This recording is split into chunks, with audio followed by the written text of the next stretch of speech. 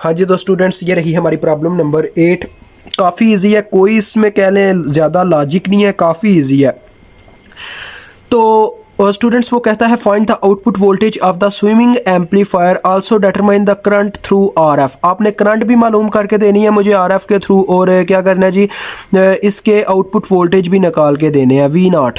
तो काफ़ी सिंपल है। सबसे पहली बात आपको मैं याद करवाता चलूँ, ये इन्वर्टिंग एम्पलीफायर की जानिब मतलब इनकी पोल लगी हुई है सब वोल्टेज की, और जो नॉन इन्वर्टिंग है वो ग्राउंड है। तो ये सिंपल हमें साफ साफ पता चल रही है इन्वर्टिंग एम्पलीफायर है स्विमिंग का।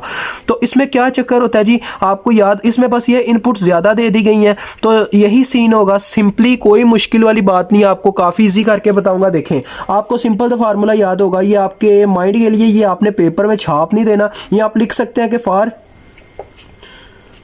इन्वर्टिंग एम्पलीफायर, यानी कि इन्वर्टिंग एम्पलीफायर के लिए स्टूडेंट्स हमारे पास क्या फार्मूला होता है, एम्पलीफायर वी नॉट की बात कर रहा हूँ जी, एवी की नहीं बात कर रहा। एवी की बात करें तो वो तो वी नॉट और वी आई को भी खींच के अपने साथ ही ले जाती है ना। तो वैसे अगर आप उसके लिए भी लिखना चाहें तो एवी का फार्मूला ये होता है V naught over V I is which is equal to minus R F over R I.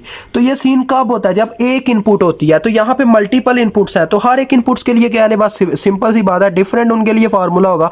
तो अगर मैं वी आई को उधर मल्टीप्लाई करवा दूं, यानी मेरे पास क्या आ जाएगा जी, देखें V naught is equal to minus R F over R I साथ में वी आई। अब देखना है, अब आपने ये चीज़ चेक करनी है यहाँ पे क्या चीज़ कॉमन है और क्या चीज़ डिफरेंट है।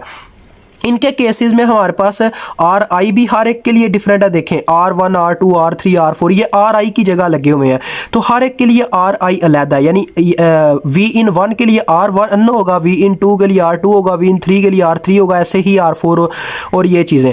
और वोल्टेज भी डिफरेंट है, यानी कि इनपुट भी डिफरेंट है, यानी वी इन 1 है, वी इन 2 है, वी इन 3 है, वी इन 4 है। बस एक चीज़ कॉमन है जिसका नाम है आर एफ। और माइनस का साइन वैसे ही कॉमन होता है, क्योंकि माइनस का साइन आपको पता है हम कॉमन ले सकते हैं, ये एक मैथमेटिकल नोटेशन है जिसे हम कॉमन ले सकते हैं। तो लिहाजा जी इसकी हमारे पास वी नॉट किसके बराबर आएगी, तो आपने लिखना है 100, हमारे पास वी नॉट बराबर होगी जी माइनस आर एफ कॉमन ले लिया और अंदर सारी वोल्टेजेस। आप देखें वोल्टेज अगर रेजिस्टेंस बन रही है तो हर एक वोल्टेज के लिए इसी तरह से लिखें, यानी वी इन 1 डिवाइडेड बाय उसकी रेजिस्टेंस जो कि क्या है R1।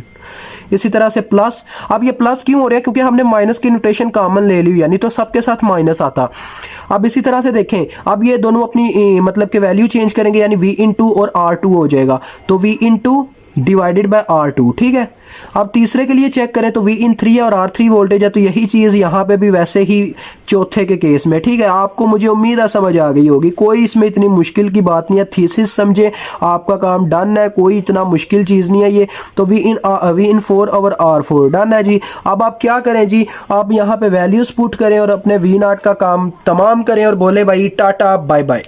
ठीक है, तो जी चलें करते हैं इसका काम तमाम। सबसे पहली बात, अब आपको यहाँ पे बताता चलो, माइनस आर एफ की वैल्यू पुट करेंगे 10K है। ठीक है, उसके बाद जी हम इनपुट्स की बात करेंगे, तो वी इन हमारे पास 2 है, R1 हमारे पास 10K है। इसी तरह से वी इन 2 हमारे पास 33 है, और इसी तरह से हमारे पास वो मैंने गलती से ऊपर नीचे कर दिया। ठीक है, तो इसका भी हल है मेरे पास।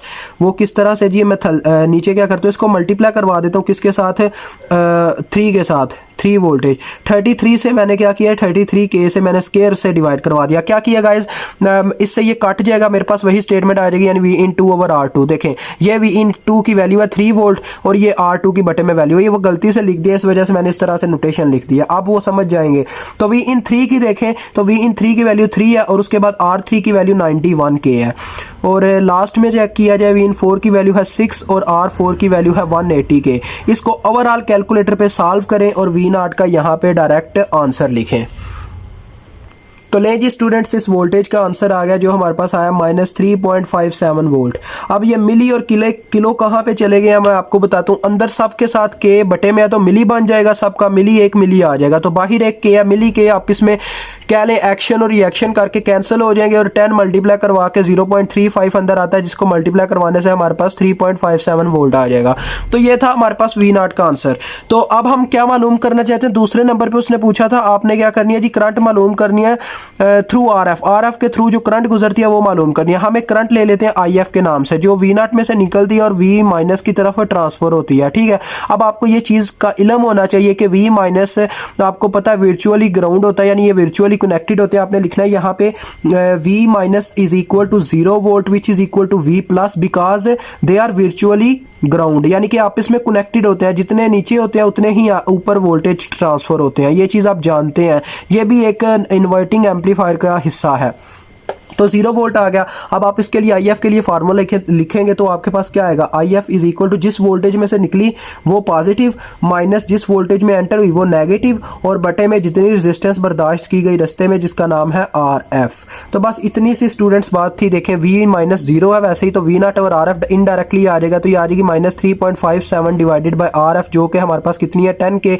तो आंसर आ गया जी माइनस 0.36 कह लें या 57 ही कह लें, 57 milli ampere, and this is your answer. मुझे उम्मीद आपको इसकी काफ़ी अच्छी तरीके से समझ आ गई होगी, कोई रॉकेट साइंस नहीं थी, काफ़ी इजी क्वेश्चन था, क्वेश्चन नंबर 8।